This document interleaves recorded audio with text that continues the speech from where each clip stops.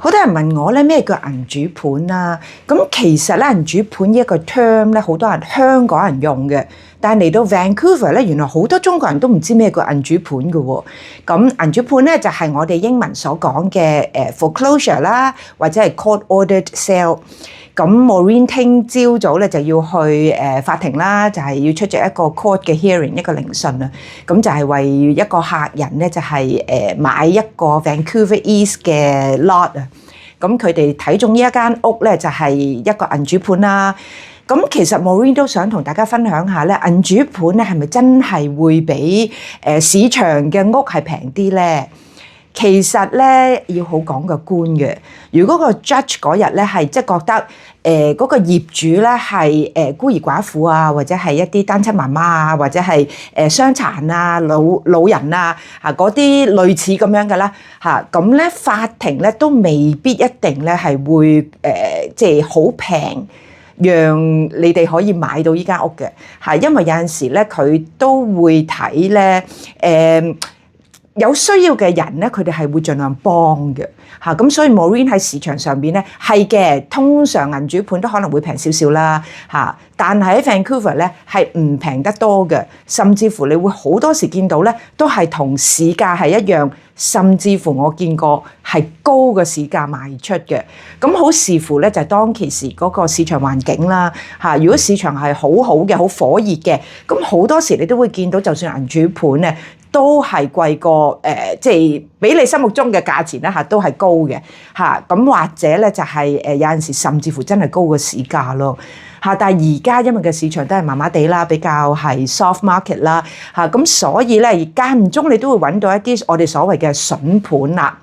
咁我亦都想講下咧，就係嗰個過程裏面係咪好複雜咧？其實咧銀主盤咧就通常你都會有一個 term 喺你嗰個 contract 入邊，喺你嗰個契，即係講我哋叫咩合約裏面係啦，合約咧就會寫到明咧有一個 phrase 叫做 as is where is， 咁嘅意思咧即係話就係咁噶啦間屋無論佢爛成點都好咧，業主都唔會再執噶啦你買嘅嘢就係你而家睇到嘅嘢，即見到嘅就即買噶啦咁所以有啲人咧就會覺得，哎呀咁我買咗翻嚟，我會唔會需要好大裝修啊咁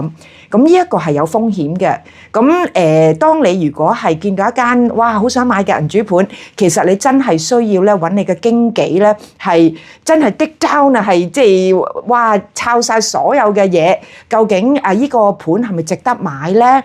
需唔需要抌哇幾十萬去裝修咧又或者就算我抌幾十萬我如果攞到平啲嘅價錢，咁值唔值得咧？咁呢個咧就真係需要你同你個經紀咧係溝通一下啦。咁 Maureen 今次咧呢一個銀主盤咧就睇到係首先咧就個地真係好靚嘅，對住個公園嘅咁咧就係一個 standard lot 啦，即係標準地嚟嘅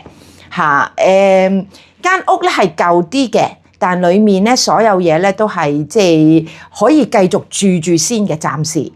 住嚟等拆屋啦咁最主要都係買個地價啦咁最緊要記住一樣嘢咧就係好多時咧呢啲法拍屋咧你係唔可以有 subject 嘅同埋你去到法庭咧，如果有人同你 bid 啦，即係有人同你競爭嘅時候咧，你都需要準備一手咧，就係究竟你要提升幾多價錢咧，去同其他競爭對手咧係即係拼過嘅，係啦。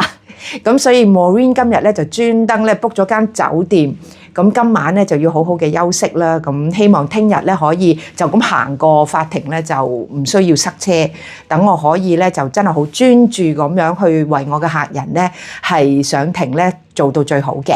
咁所以 Maureen 今日咧嘅分享咧就去到呢一度啦。咁就希望咧聽日